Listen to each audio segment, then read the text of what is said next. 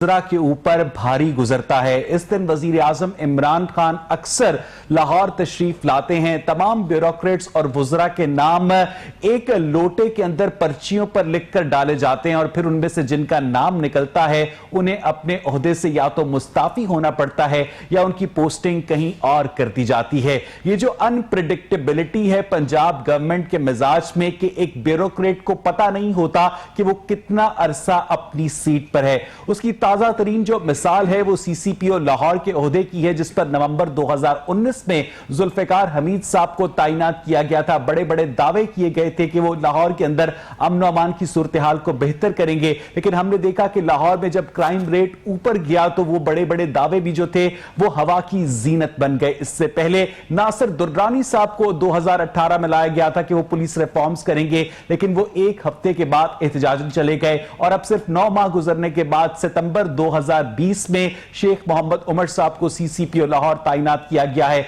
और इस जैसे बेशुमार ब्यूरोक्रेट्स की, बेशुमार वज़रा की मिसालें मौजूद हैं जो परफॉर्म नहीं कर सके। अब मसला यह है, सवाल यह है कि जो ब्यूरोक्रेट या वजीर एक ओहदे पर परफॉर्म नहीं कर सका, इसका मतलब यह है कि वो नाअहल है। उसके बाद उसे दूसरी वजारत देना, उसे दूसरा ओहदा देना कहां की दानिशमंदी है। और जो पाकिस्तान तहरीक इंसाफ अक्सर वजीर आजम इमरान खान के क्रिकेट के माजी को लिंक करते हुए कहती है कि कप्तान को बेहतर पता होता है कि उसे कौन से खिलाड़ी को कहां पर खिलाना है, तो जनाब ये सियासत है, ये मुल्की मामलात है जिनका खेल से दूर दूर तक कोई ताल्लुक नहीं। और ये मुल्की मामलात को शायद खेल समझने का नतीजा है कि आज हालात इस नहज पर पहुंचे हैं। इसी तमाम सूरत हाल पर आज के प्रोग्राम में हम बात करेंगे। मेरे साथ स्टूडियोज में मौजूद है मोहतरम मोहम्मद नदीम कुरैशी साहब, एमपीए हैं, रहनुमाए पाकिस्तान तहरीक इंसाफ के। नदीम साहब बहुत बहुत शुक्रिया, मुझे टेलीफोन लाइन पर ज्वाइन करेंगे। मुजम्मिल सोहरवर्दी साहब सीनियर सहाफी और तज्जियाकार है। नदीम साहब आपसे गुफ्तगू का आगाज करूंगा,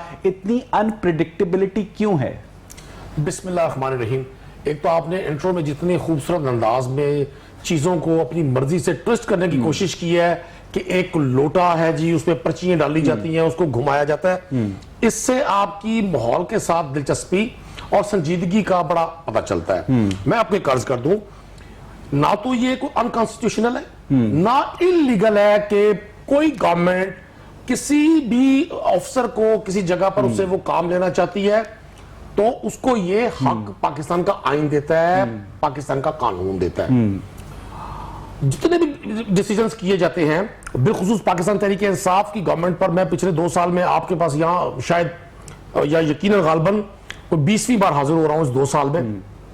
आपने देखा कि 2 साल भी अल्हम्दुलिल्लाह गुजरे और पाकिस्तान तहरीक इंसाफ को आप ये क्रेडिट जरूर देंगे कि उन्होंने पहली बार हिस्ट्री में एक ऐसी चीज मुतारिफ करवाई कि अपने आप को पेश किया लोगों के सामने। मैं ये नहीं कहूंगा कि हम आइडियल सिचुएशन में है, बहुत स्ट्रगलिंग पोजीशन है, कई चीजें हैं जिन पर बहुत ज्यादा काम मजीद होने की जरूरत है, लेकिन एक लाइन ऑफ डायरेक्शन इस गवर्नमेंट ने दी है। अगर आप इन ऑफिसर्स को किसी एक जगह से दूसरी जगह पर लगाया जाता है तो only for the benefit of the people of the. ये आपने बिल्कुल ठीक कहा नदीम कुरैशी साहब कि बिल्कुल भी इलीगल नहीं है कि अगर एक ऑफिसर की ट्रांसफर पोस्टिंग की जाती है और इस बात का इख्तियार आपको आईने पाकिस्तान देता है। अक्सर उलमा ये कहते हैं कि बिल्कुल भी इलीगल नहीं है, बिल्कुल भी गैर शरई नहीं है अगर एक शख्स रोज निकाह करे, रोज तलाक दे, लेकिन उसकी जो मॉरल ऑब्लिगेशंस हैं, उसका जो मॉरल आउटफॉल है वो इस बात के ऊपर मजबूर करता है लोगों को कि ऐसा नहीं करना चाहिए, इसको कंडेम किया जाता है। नदीम कुरैशी साहब, आप एक बहुत पढ़े लिखे आदमी हैं, आप बहुत अच्छी तरह समझते हैं कि एक ब्यूरोक्रेट को जब तक एतमाद नहीं होगा कि वो इस सीट पर एक तवील अरसे के लिए, एक फिक्स टर्म के लिए आए, वो डिलीवर नहीं कर सकता। एक जानिब आप कहते हैं कि हम पुलिस को सियासी असर और रसूख से आजाद करेंगे, दूसरी जानिब आप 4 आईजीज तब्दील कर रहे हैं, 4 सीसीपीओ तब्दील कर रहे हैं, यानी सीसीपीओ की, आईजी की, डीआईजी की मजाल नहीं हो सकती कि वो किसी पीटीआई के या इत्तेहादी जमात के बंदे को टच भी करे। राइट सर, मैं आपको फिर वही अर्ज करूंगा, आईने पाकिस्तान गवर्नमेंट्स को यह इख्तियार देता है कि वो ऑफिसर्स को की प्रॉपर प्लेसमेंट करें। चूंकि अब आपने मौलवी साहब की मिसाल दी है, मुझे नहीं पता ये मौलवी साहब आपको कहां मिले थे और आपने कौन सा इनसे ऐसा मशवरा किया था कि उन्होंने आपको रोज निकाह और रोज तलाक के हवाले से इतनी बड़ी, मतलब मैं समझता हूं हमें इतने बड़े फोरम पे रिलीजियस हवाले से इस तरह की बात एज ए जोक करना भी मैं इसको मुनासिब नहीं समझता। मैं आपको एक चीज अर्ज कर दूं, किसी जगह अगर डिसीजंस हो रहे हैं वो decisions for the betterment of the people हो रहे हैं, वो पब्लिक के इंटरेस्ट में हो रहे हैं। कोई आपने फरमाया कि जी हमने वादा किया था कि जी पुलिस को हम आजाद कर देंगे गवर्नमेंट के इन्फ्लुएंस। देखे पुलिस रिफॉर्म्स यकीनन होनी है। मैं जाती तौर पे उस थिंक टैंक का हिस्सा हूं जो ये समझता है कि पंजाब में या तमाम सूबों में पुलिस एक ऐसा इदारा है कि जिसका अगर एटीट्यूड, जिसका स्टाइल ऑफ वर्क अगर बेहतर हो जाए तो हम बहुत बेहतर पोजीशन में हो सकते हैं। लेकिन मौजूदा दौर में सरदार उस्मान बुज़दार के दौर में, पाकिस्तान तहरीक इंसाफ के इस 2 साल दौर में, जिसको आप हर माह कहा करते थे जी ये दौर बस अब खत्म होने वाला है, अगले माह ये हो जाएगा, कुछ भी नहीं होगा इंशाल्लाह। अगस्त 2023 में इलेक्शन होगा। बहुत अच्छी बात है मेरी सुन ले, अगर आप लोग पुलिस रिफॉर्म्स करने जा रहे हैं सर, एक फिक्रा जी। इस पूरे 2 साल में आप मुझे एक ऐसा वाकया नहीं बता सकते किसी जगह पर। देखिए मैं आपको फिर अर्ज कर रहा हूं 100% आइडियल सिचुएशन नहीं हो सकती। बताने लगा आप मुझे वही वाकया बताने बात करने से पहले सर जहां यार खान में जब सलाहुद्दीन को पुलिस वालों ने मारा था, जिसकी वीडियो वायरल हुई थी कि एक गल पूछा तुसी मैनू मारोगे तो नहीं, तुसी इन्ना लोगों को किवें मार लेंदे हो, यानी ये चीज वायरल हुई, उसको सलाहुद्दीन को पुलिस तशद्दुद के तहत मारा गया। ये बात खुद आपकी गवर्नमेंट ने एस्टैब्लिश की। बिल्कुल उन पुलिस वालों को क्या सजा मिली? देखिए मैं बात करूंगा नदीम साहब स्पेसिफिकली पुलिस वालों को क्या सजा मिली? वैसा मैं स्पेसिफिकली आपसे अर्ज करूंगा, यही वो क्वेश्चन है जो हम हर उस शख्स से पूछते हैं जो ये कहता है कि बजाय डेमोक्रेटिक लोगों को, बजाय जमहूरी लोगों को, बजाय उन लोगों को जो वोट की ताकत से आते हैं और लोगों के सामने जवाब दे भी हैं, हम उन लोगों को मजबूत करें जिनके रूम में एक आम आदमी उनकी मर्जी के बगैर दाखिल भी नहीं हो सकता।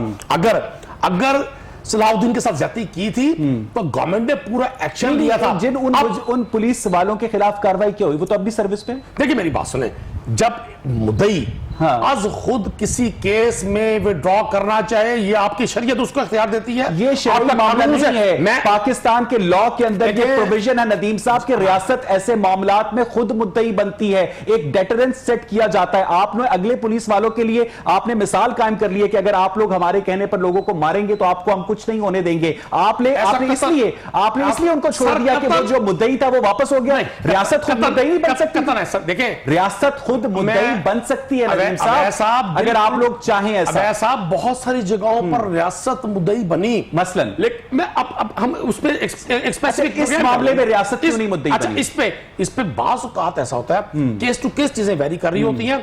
अगर उसके विक्टिम के जो फैमिली मेंबर्स हैं अगर वो खुद मुद्दई बनना चाहे तो रियासत उनको रोक नहीं सकती। रियासत के पास जबरदस्ती इख्तियार नहीं है कि किसी शख्स को कहे जी आप मुद्दई नहीं बनेंगे, हम इस केस को डील करेंगे। हाँ, अगर मुद्दई ये चाहे कि उसके पास वो वसाइल नहीं है, उसको थ्रेट्स है, फिर रियासत आगे बढ़ती है। अच्छा, एक बात और बताएं कि रहीम यार खान के डीपीओ ने ऑन रिकॉर्ड झूठ बोला कि सलाहुद्दीन पर कोई तशद्दुद नहीं हुआ था। वो डीपीओ आज भी पुलिस सर्विस में क्या कर रहा है नदीम साहब? अगर मैं अर्ज करूं, बहुत सारी चीजें हैं जो ठीक होनी है। वैसा अगर हम एक एक चीज को डिस्कस, यही तो बात है। फिर हम कहते हैं ना याद माजी अजाब है यार, छीन ले मुझसे हाफजा मेरा।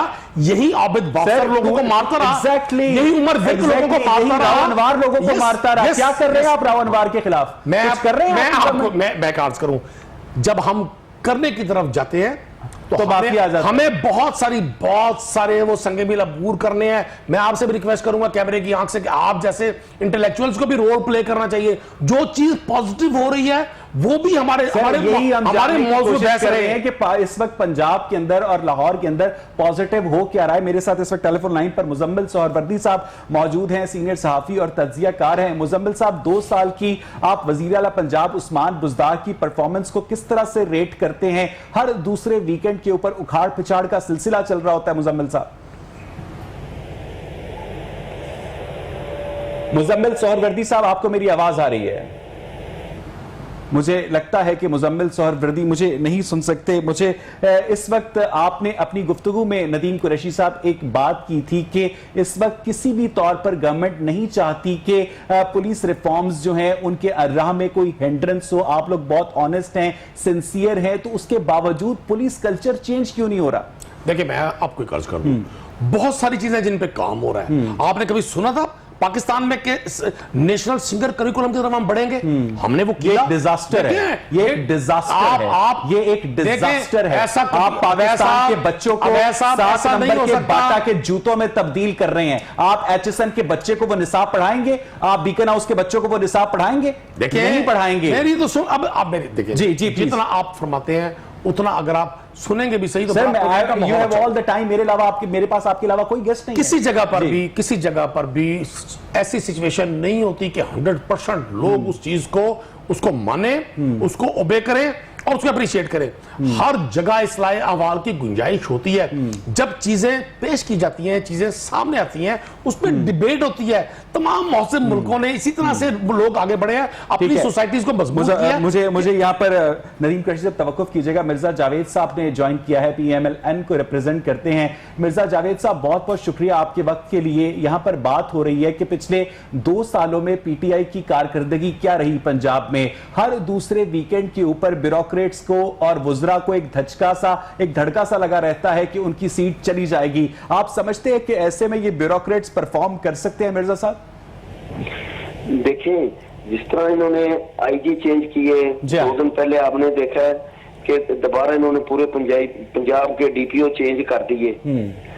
असल चीज जो चेंज करने वाली है वो ये चेंज करते नहीं है। ये कहते हैं कि मदई बनते हैं। साहिवाल वाले वाकया में क्या सरकार मदई बनी थी? उन बच्चों का आज तक क्या बना है? तो इसलिए 2 साल का इनका जो अरसा इन्होंने गुजारा है, अवाम, आप जरा ये आए तो सही, बल्दियाती इलेक्शन में आए, अवाम इन्हें जवाब देगी वोट की सूरत में कि इन्होंने 2 साल में क्या किया है। नहीं मिर्जा जावेद साहब, यहां आप ज्यादती कर रहे हैं। अगर बल्दियाती इलेक्शन आप लोग जीत जाएंगे तो आप कहेंगे कि अवाम ने इन लोगों को जवाब दे दिया। अगर आप बल्दियाती इलेक्शन हार गए, क्योंकि अक्सर बल्दियाती इलेक्शन जो है वो सिटिंग गवर्नमेंट जीता करेगी, तो आप कहेंगे जनाब ये सिलेक्टेड इंतखाबात थे। सर, ये पार्टी बेस पर इलेक्शन कराएं, अगर इनमें हिम्मत है तो आए, बल्दियाती इलेक्शनों में आए। डेली बेस से ऐलान करते हैं, वजीर आजम भी आता, हम बल्दियाती इलेक्शन कराएंगे, मुजदार साहब भी कहते हैं हम करवाएंगे, लेकिन डेट दें, बल्दियाती इलेक्शन में आए तो अवाम जवाब देगी। इन्होंने जो मिर्जा जावेद साहब, आपको ये बातें करते हुए पीएमएलएन का माजी याद नहीं आता जब आप लोग बार बार बल्दियाती इंतखाबात की राह में रोड़े अटकाया करते थे? वो तो भला हो सुप्रीम कोर्ट ऑफ पाकिस्तान का, जिसके ऑर्डर्स पर तूअन और करहन आप लोगों को बल्दियाती इंतखाबात करवाने पड़े, नहीं तो आप लोगों की ऐसी कोई मर्जी नहीं थी। और आप लोगों ने जो बल्दियाती सेटअप खड़ा किया वो लूला लगड़ा था, जिसके अंदर कोई फंड्स नहीं जाते थे उन लोगों के पास। मिर्जा जावेद साहब, नहीं, लूला लंगड़ा नहीं था। अगर वो लूला लंगड़ा था तो इन्हें खत्म करने की जरूरत क्या थी भाईजान? इन्होंने भी तो इतना बड़ा डाका डाला है, जो वोट लेकर नुमाइंदे आए थे उन पे इतना बड़ा डाका डाला इन्होंने, तो वो जवाब लेने वाला नहीं है कोई भी। अगर अच्छा, वो बल्दियाती निजाम मिर्जा जावेद साहब वो हुसैन में खत्म नहीं किया गया था, वो बुग़्ज़े मुआविया में खत्म किया गया था। मिर्जा जावेद साहब जरा रुकिएगा, हमारे साथ ही रहिएगा। मुझे टेलीफोन लाइन पर मुजम्मिल सोहरवर्दी साहब भी ज्वाइन करें, सीनियर सहाफी और तज्जियाकार है। मुजम्मिल साहब, 2 साल की पीटीआई की परफॉर्मेंस को कैसे रेट करते हैं आप? जैसी वफाकी हुकूमत की कारकर्दगी है वैसी पंजाब हुकूमत की कारकर्दगी है। बल्कि अगर कुछ देखा जाए गौर से तो पंजाब हुकूमत की कारकर्दगी वफाकी हुकूमत की कारकर्दगी से बेहतर है। पंजाब हुकूमत की कारकर्दगी केपी हुकूमत की कारकर्दगी से बेहतर है। पंजाब हुकूमत की कारकर्दगी पीटीआई की बलूचिस्तान हुकूमत की कारकर्दगी से बेहतर है। अब तकाबली जायजा तो इन्हीं के साथ किया जाएगा ना। ये आप इस नतीजे पर कैसे पहुंचे मुजम्मिल साहब? आप वफाक की कारकर्दगी देख लें। जो इस वक्त पीटीआई के मसाइल हैं, मतलब दवाइयां महंगी हैं तो ये पंजाब ने की हैं, पेट्रोल महंगा है ये पंजाब ने किया है, बिजली महंगी है ये पंजाब हुकूमत ने की है।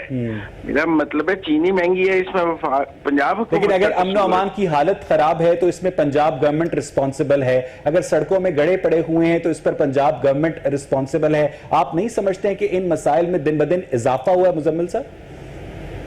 लेकिन शहबाज शरीफ लाहौर को और पंजाब को इतना बना गए हैं कि ये 3-4 साल 5 साल आराम से गुजार सकते हैं। कोई इतनी लाहौर कराची नहीं बनने लगा 3-4-5 साल में, क्योंकि 10 साल में शहबाज शरीफ ने कराची लाहौर के लिए इतना कुछ और पंजाब के लिए इतना किया। तो ये आप बेसिकली शहबाज शरीफ साहब को क्रेडिट दे रहे हैं कि ये उनके बनाए हुए निजाम की कंटिन्यूटी है? सर्टनली वो कंटिन्यूटी ही चलती है ना। अगर वेस्ट मैनेजमेंट का निजाम है, अगर कूड़ा बर वक्त उठ रहा है, अगर सीवरेज का निजाम है, अगर लाहौर में कराची की तरह पानी खड़ा नहीं हो रहा और लाहौर में पानी निकलने का टाइम 45 मिनट है और कराची में निकलने का टाइम 72 घंटे से ज्यादा है, तो इसका क्रेडिट को उस्मान बुज़दार को तो नहीं दिया जा सकता, वो तो पिछली गवर्नमेंट कर गई ना, और ये उसको अब आगे लेके चल रहे हैं जैसे इन्होंने लाहौर में यानी मुजम्मिल साहब आप ये कहना चाह रहे हैं कि जब लाइट जाती है तो फ्रिज कुछ देर तक ठंडी रहती है, ये वही कुछ देर है जिसकी आप बात कर रहे हैं?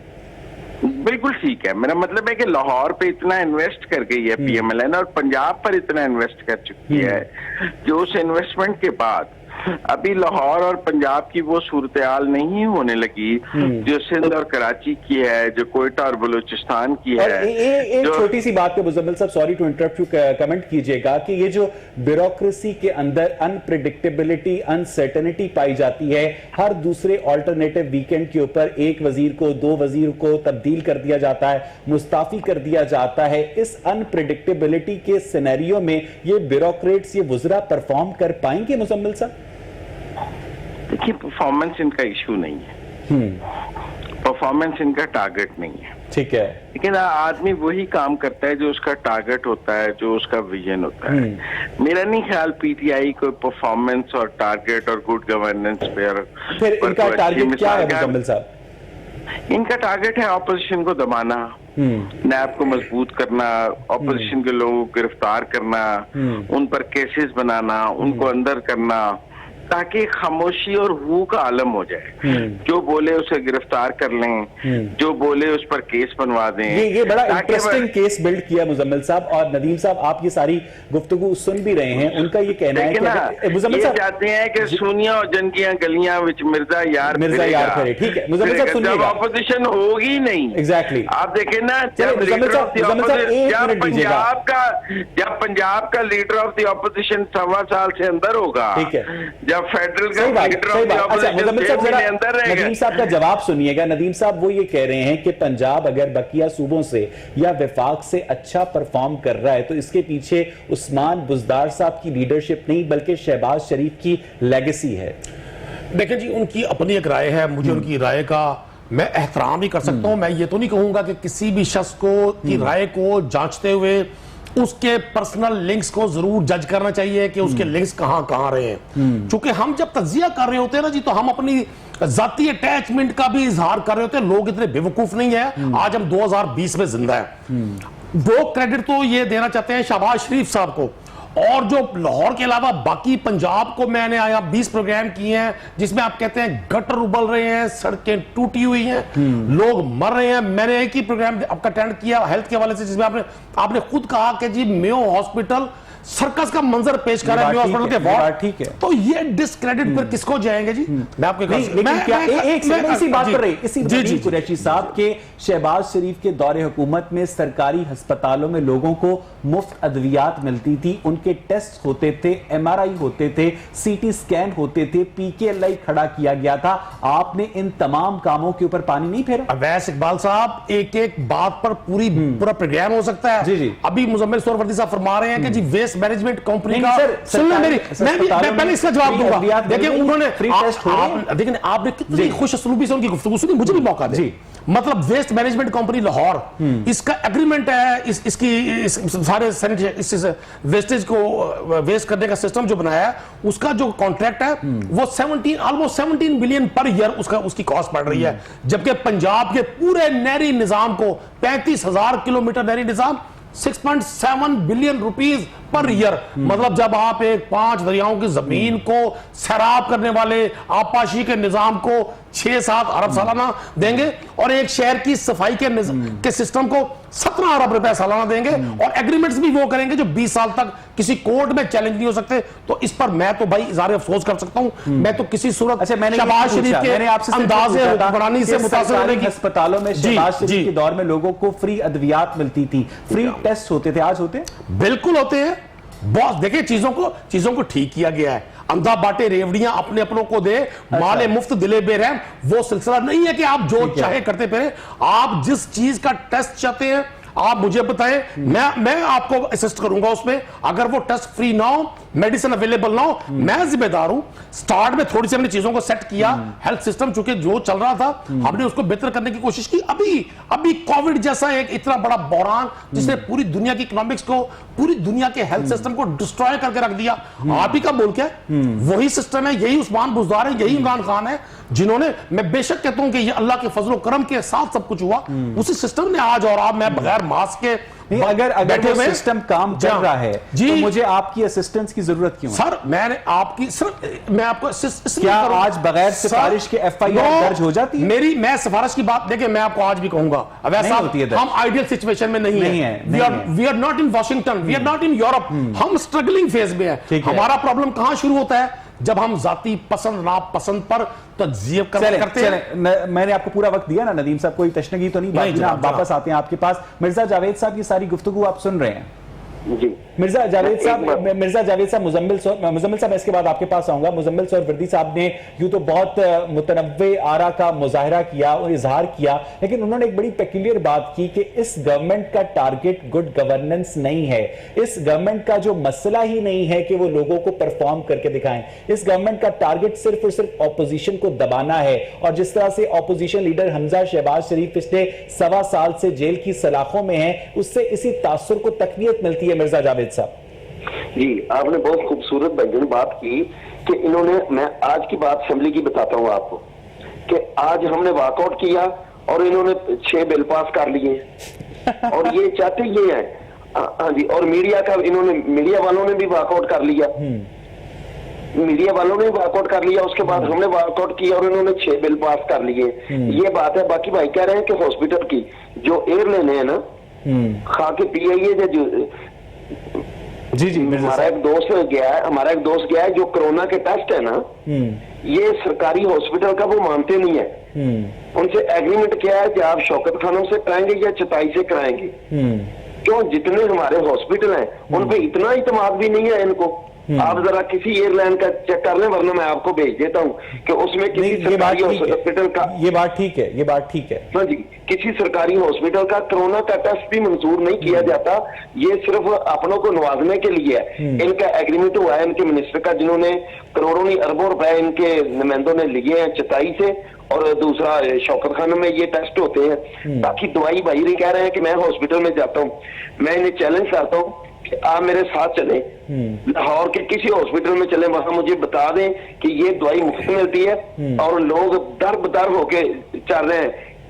किसी को कोई चेक नहीं कर रहा, कोई पूछने वाला नहीं है, कोई सफाई का इंतजाम नहीं है। शहबाज शरीफ साहब तो एमएस को ओएसडी बना देते थे अगर वॉशरूम साफ नहीं होते थे। सही बात है। तो ये मेरे साथ चले, मैं इनको मिर्जा जावेद साहब जरा यहाँ पर तवक्कुफ कीजिएगा। मुजम्मिल सोहरावर्दी साहब, आपको मेरी आवाज आ रही है?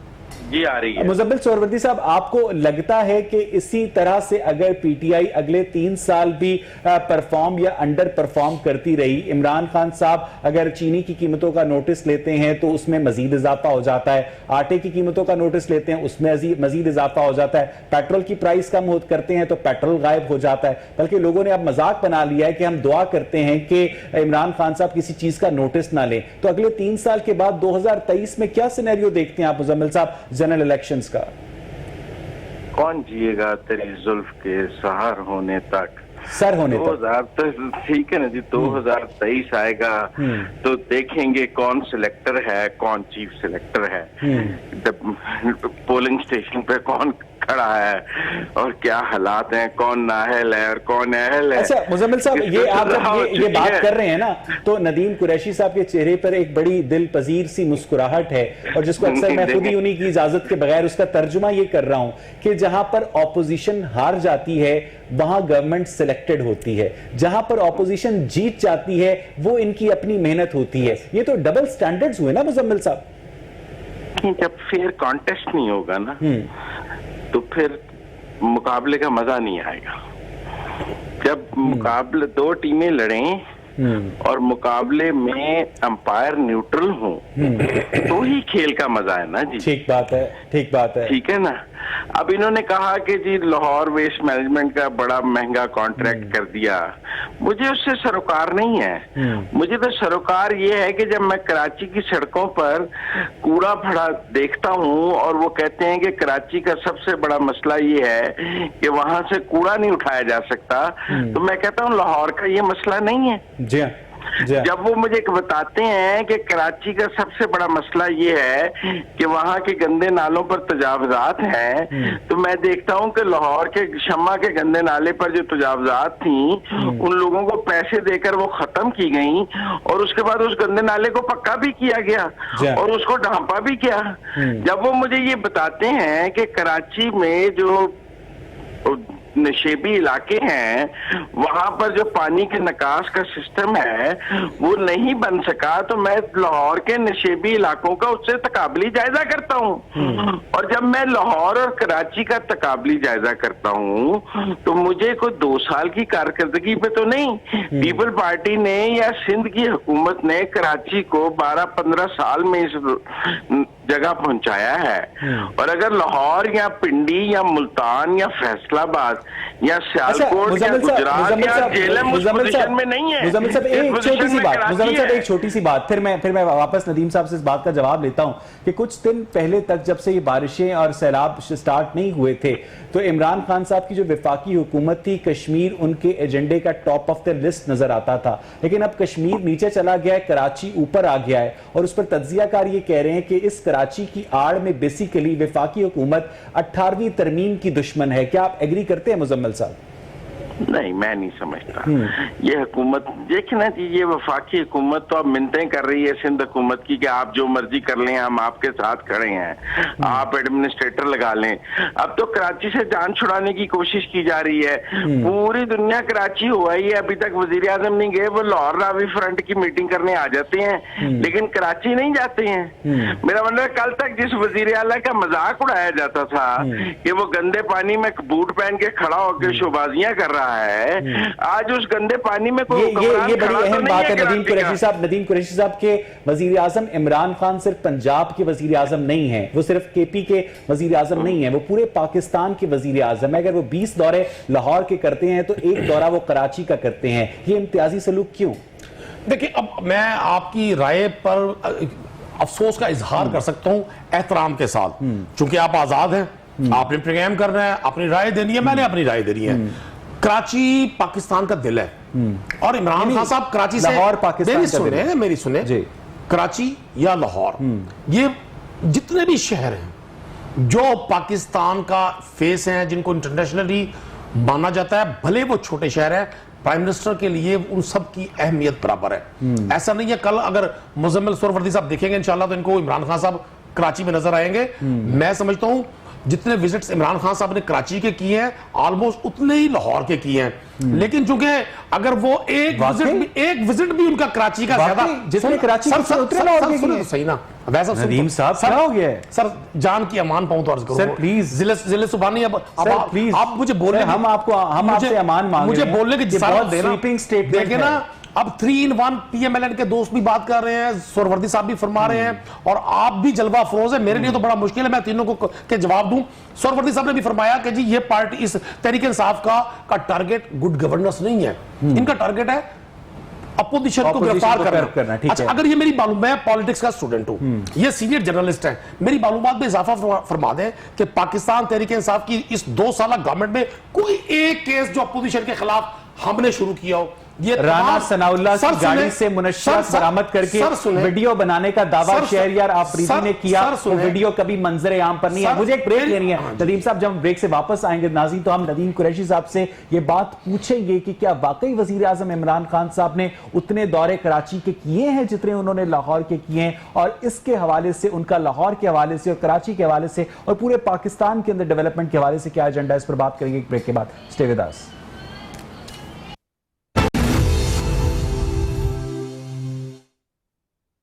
वेलकम एक नाज़रीन। ब्रेक से पहले हम बात कर रहे थे कि पंजाब के अंदर और पूरे पाकिस्तान के अंदर क्या वाकई वजीर आजम इमरान खान यकसा डेवलपमेंट कर रहे हैं, यकसा दौरे कर रहे हैं। नदीम कुरैशी साहब, इस वक्त मेरी मालूमात के मुताबिक जब से इमरान खान साहब वजीर आजम बने हैं तो उन्होंने लाहौर के 31 दौरे किए हैं और कराची के 4 दौरे किए हैं। आप कह रहे थे बराबर है।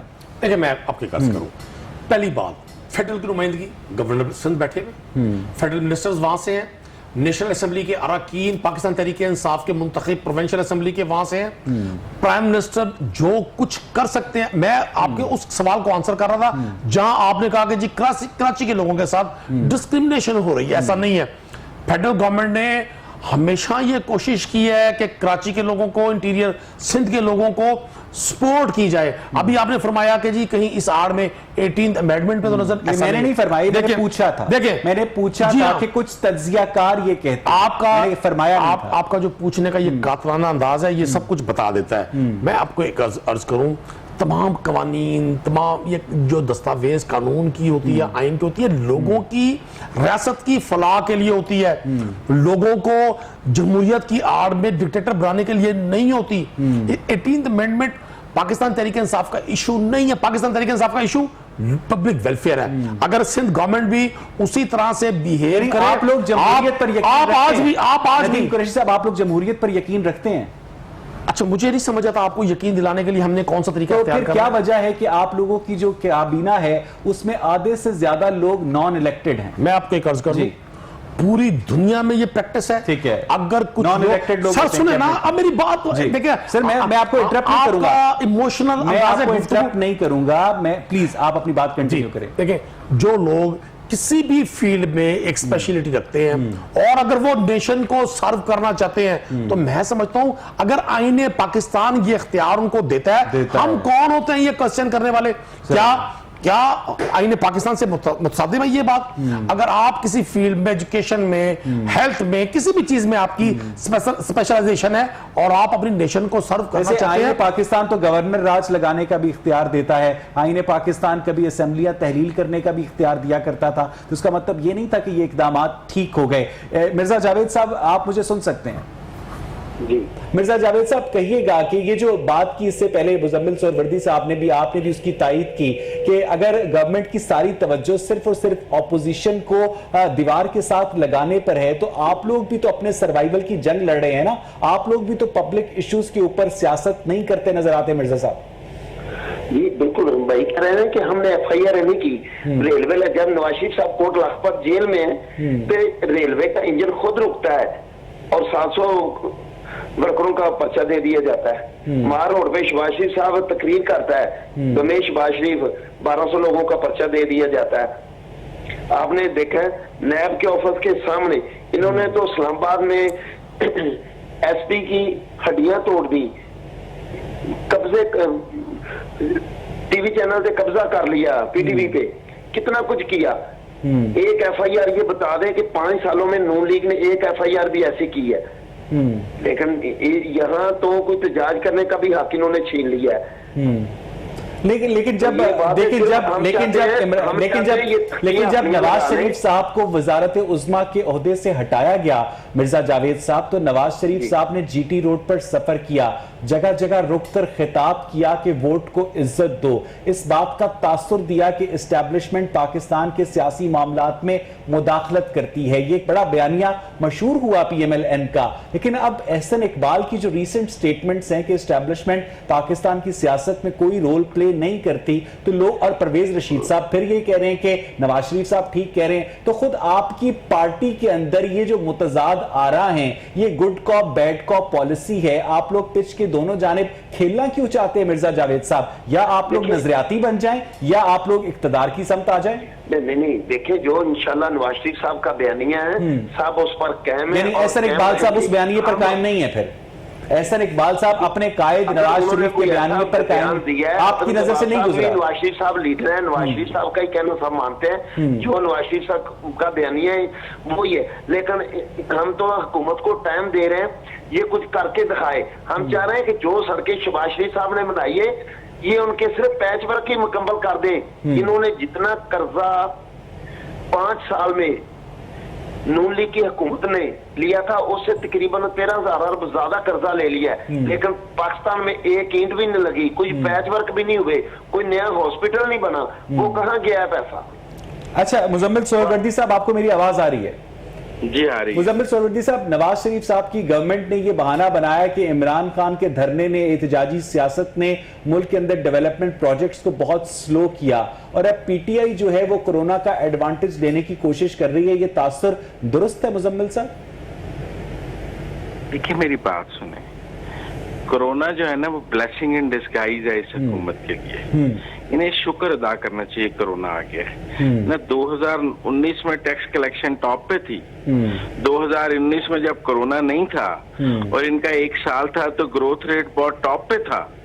2019 में बेरोजगारी जो है उसकी शरह में इजाफा हुआ था या कमी हुई थी, शरह तरक्की में इजाफा हुआ था या कमी हुई थी, रुपए की कदर में इजाफा हुआ था, कमी हुई थी। मेरी बात सुने, कर्जों की तादाद में इजाफा हुआ था, कमी हुई थी, बरामदात में इजाफा हुआ था, कमी हुई थी। बात यह है कि मेरा मतलब है हमने 2020 को 2019 से ही कंपेयर करना है ना। जो पहला साल था उसी से दूसरे साल को कंपेयर कर लेंगे।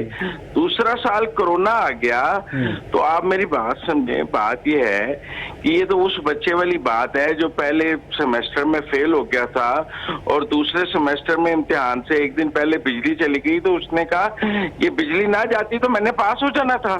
ठीक। अच्छा, मुजम्मिल साहब इन बातों का हम जवाब लेंगे नदीम कुरैशी साहब से, लेकिन हमारे जो विफाकी वजीर हैं हम्माद अजहर साहब, मियां अजहर के साहबजादे हैं, उनके मुतालिक पिछले दिनों नदीम मलिक साहब जो कि सीनियर एंकर पर्सन है, उन्होंने एक प्रोग्राम में इंकशाफ किया कि 2016, 17, 18 3 सालों में उन्होंने 12,000 रुपए, 16,000 रुपए और 20,000 रुपए इनकम टैक्स साल का जमा करवाया, जहां पर एक विफाकी वजीर अपने लाइफस्टाइल से इतना कम इनकम टैक्स जमा करवाएगा। 2018 के जो इनकम टैक्स रिटर्न्स थे इमरान खान साहब के, उसमें उन्होंने 1,03,721 रुपए इनकम टैक्स जमा कराया, जिससे ज्यादा मैं टैक्स जमा करवाता हूं, लेकिन मेरा लाइफस्टाइल इमरान खान जैसा नहीं है। तो ये जो हुक्मरानों की कॉल ऑफ फेल में तफावत है मुजम्मिल सोहरवर्दी साहब, इसके मुतालिक क्या कहेंगे आप? देखिए हमें तो ये बताया गया था कि पिछली हुकूमत में उकरबा परवरी थी और पिछली हुकूमत में जो थी वो अपने खानदानों को नवाजा जा रहा था और अपने दोस्तों को नवाजा जा रहा था। अब मैं कभी सोचता हूँ कि अगर नवाज शरीफ के दौर में इत्तफाक फाउंड्री के जीएम को उन्होंने वजीर लगा दिया होता सनत का, तो इन्होंने क्या करना था? डॉक्टर फैसल सुल्तान की तरफ इशारा है आपका। ठीक, देखिए ना, मेरी बात सुने, अगर कोई अपने जाती मुलाजिम को वजीर लगा ले तो पहले तो वो ये जुर्म था, लेकिन आज क्रेडिट है। लेकिन नदीम कुरैशी साहब बार बार ये कह रहे हैं कि ऐसी तकर्रियों की आईने पाकिस्तान इजाजत देता है। वो तो तब भी देता था ना, मेरा मतलब है आईने पाकिस्तान तो किसी बाप को अपने बेटे को सियासत में लाने की भी ममानियत नहीं करता था, लेकिन ये हमें मरूसी सियासत के खिलाफ 2-2 घंटे तकारीर सुनाते थे। तो मेरा मतलब है कि आज जब दोस्तों और अपने डोनर्स को और अपने फंड रेजर्स को वजीर लगाया जा रहा है, अपने मुलाजमीन को वजीर लगाया जा रहा है, तो फिर हम उस पर साहब आप इस बात को आंसर करना पसंद करेंगे? वाले कहते हैं जी चले मुजम्मिल साहब सुने वो क्या जवाब दे रहे हैं। जी जी। तो मैं एक अर्ज करूं कि इत्तफाक फाउंड्री में और शौकत खानम ट्रस्ट में बड़ा फर्क है। शौकत खानम इमरान खान साहब की जाती मलकियत नहीं है, वो उन्होंने वक्फ कर दिया पाकिस्तान के लिए। बोर्ड ऑफ डायरेक्टर्स सारी उनकी फैमिली बैठी है। सर मैं कर्ज कर देखिए ना, ये जिसको तनख्वाहें जाती, मैं आपको जी मैं आप उसमें एक प्रोग्राम कर लें, चले मेरी मालूमात में भी इजाफा हो जाएगा। अगर कोई शख्स इत्तफाक फाउंड्री को और शौकत खानम की मुमासलत कायम करता है, मैं सिर्फ इज़हार अफसोस कर सकता हूं, जो है जाती मुलाजिम की है। सेकंड बात यह है, नहीं डॉक्टर फैसल सुल्तान साहब इमरान खान साहब का जाती मुलाजिम नहीं है। अच्छा अब मैं हम्माद अजहर साहब के हवाले से आपको एक अर्ज कर दूं, बहुत सारी जगहों पर आप इसको इन्वेस्टिगेट करें, आपको चीज क्लियर होगी। ये जितने मतलब बिजनेस टाइकॉन्स हैं, उनके जो फर्म की जो उनकी फाइलिंग है टैक्सेस की, वो होती है, साथ उनकी पर्सनल टैक्स फाइलिंग भी होती है। जो उनका मेजॉरिटी इनकम का टैक्स बनता है वो थ्रू फर्म पे करते हैं। मैं बहुत सारी मिसालें, मैं खुद उसकी एक मिसाल। इमरान खान साहब की फर्म का क्या नाम है? मैं आपको कर सकता हूं, बताइए ना। अभी पहले हमाद अजहर साहब की बात मैंने मान लिया, जब आप मैंने मान लिया, सवाल ठीक कर रहे हैं। सवाल जैसे ही आपकी फर्म ने पे किया, सवाल मैंने मान लिया ना सर, जवाब जैसे आपने क्लैरिटी कर दी जी। मुझे बताएं इमरान खान साहब की फर्म जी बिल्कुल, इमरान खान साहब पाकिस्तान के प्राइम मिनिस्टर हैं। इमरान खान साहब अबव द लॉ नहीं है। जिस शख्स ने आज से 20 साल 25 साल पहले अपना यूरोप का फ्लैट बेचकर लीगल तरीके से जिसने मनी पाकिस्तान मंगवाई हो, ट्रांसफर की हो और मनी ट्रेल दी हो पाकिस्तान की अदालत में और अपना बनी गाला वाला घर खरीदा हो, जिस पर उसकी जो रजिस्ट्रेशन की फीस थी वो भी पूरी पे की हो, हाउ इट इज पॉसिबल कि वो शख्स खुदा ना खासा टैक्स चोरी करेगा? चोरी मतलब वो 1,03,000 पे टैक्स दे रहा है। अब हमने क्या कर रहे हैं, हमने उनकी इनकम देख ली। Does it make sense? Sir बिल्कुल, इज इट पॉसिबल? ये पॉसिबल है नदीम कुरैशी, पाकिस्तान भी पॉसिबल है। मुझे एक ब्रेक लेनी है। आज जब हम ब्रेक से वापस आएंगे तो अपने पार्टिसिपेंट से इस सियासी गर्मागर्मी के ऊपर बात का सिलसिला आगे बढ़ाएंगे। Stay with us.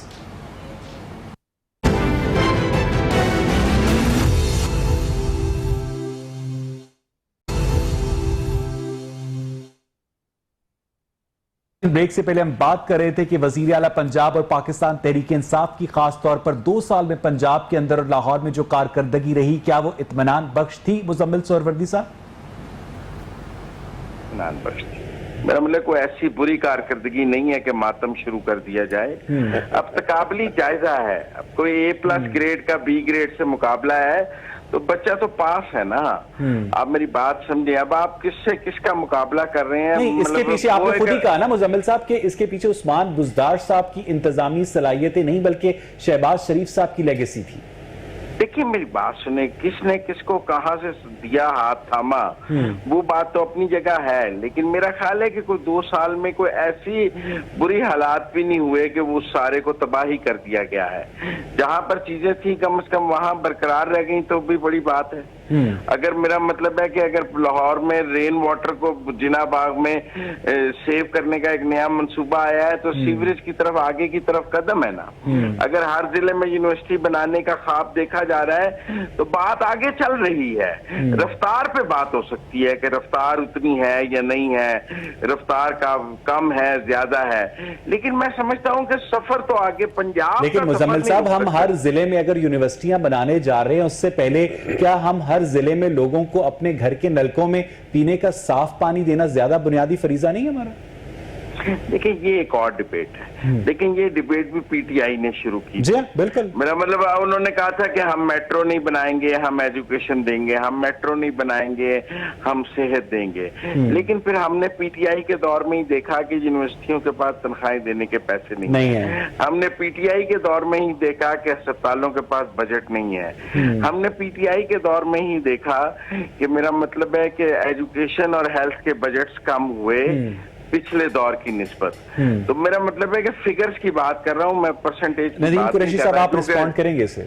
मैं अब ये कहेंगे कि हमने परसेंटेज में बढ़ाया है। चले जी नदीम साहब, जी नदीम साहब, ये एक बड़ी एक जनरलाइज्ड और पॉजिटिव क्रिटिसिज्म है। जी देखिए, मैं मुजम्मिल साहब ने बिल्कुल ठीक फरमाया कि चीजें बेहतर होने की तरफ जा रही हैं। हमें इन चीजों को भी देखना है जो हमें माजी में हमें चीजों को फेस करना था। यहाँ इंस्टीट्यूट नहीं थे, आज भी नहीं है। मैं कभी बिल्कुल आपसे ये नहीं कहूंगा जी हम आइडियल सिचुएशन में आ गए, चूंकि जमहूरी निजाम में आपने एक तरीकाकार के मुताबिक आगे बढ़ना होता है। हाँ, सामरी जादूगर की हुकूमत आ जाए, वो बटन दबा के सब कुछ ठीक कर दे, या कोई शहनशाही दौर आ जाए जहां एक ही शख्स सब कुछ करने वाला हो, डिसीजन मेकिंग पोजीशन में हो और पलक झपकने में सब कुछ हो जाए। मैं आज भी इस बात पर समझता हूं कि उस्मान बुज़दार साहब की 2 साल की कारकर्दगी बहुत सारी जगहों पर काबिले तारीफ है, काबिले तकलीद है। अगर किसी जगह पर लैप्सेस या गैप्स हैं, वो अब चीजें डे बाय डे बेहतर हो रही हैं। चूंकि अवैध साहब आप इस बात से इनकार नहीं करेंगे, हमारे पास इंस्टीट्यूट नहीं थे। हमारा जो इंस्टीट्यूशनल सेटअप था वो बिल्कुल तबाह हाल था। आज भी जब आम शहरी एक रियासत के तौर पे हुकूमती किसी इदारे में जाता है तो उसको बहुत सारी तकालीफ फेस करनी पड़ती हैं। इन्हीं तकालीफ को ठीक करना हमारी चलें, बहुत बहुत शुक्रिया आपका नदीम कुरैशी साहब, बहुत बहुत शुक्रिया मिर्जा जावेद और मुजम्मिल सोहरवर्दी साहब। नाज़रीन, उम्मीद की जानी चाहिए कि आइंदा आने वाले दिनों में पाकिस्तान तहरीक इंसाफ की जो कारकर्दगी है मजीद बेहतर होगी। प्रोग्राम देखने के लिए शुक्रिया।